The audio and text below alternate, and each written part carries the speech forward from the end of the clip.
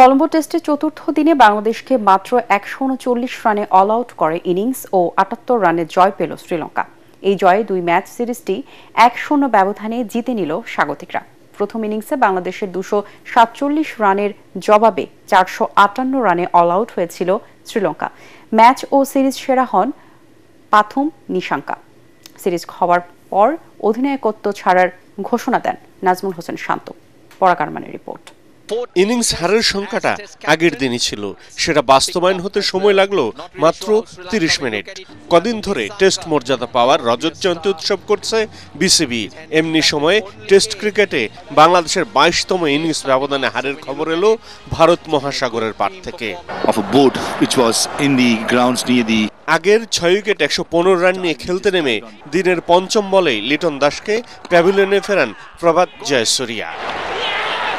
১৪ run করে বিদায় নেন লিটন।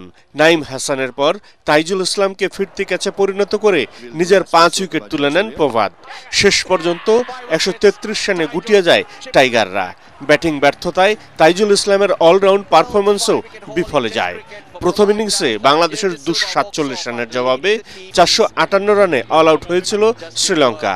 এই জয়ে নিজেদের ক্রিকেট ইতিহাসে সবচেয়ে বেশি ৯ বার বাংলাদেশকে ইনিংস ব্যবধানে হারের লজ্জায় ফেলল লঙ্কান সিংহরা। টেস্ট সিরিজ হারের পর নাজমুল হোসেন শান্তর অধিনায়কত্ব ছাড়ার ঘোষণা গোদের উপর বিস্ফোরণের মতোই আসে বাংলাদেশ শিবিরে। শান্ত জানান, ক্রিকেটে আলাদা আলাদা অধিনায়ক বুদ্ধিমানের মতো কোনো সিদ্ধান্ত নয়।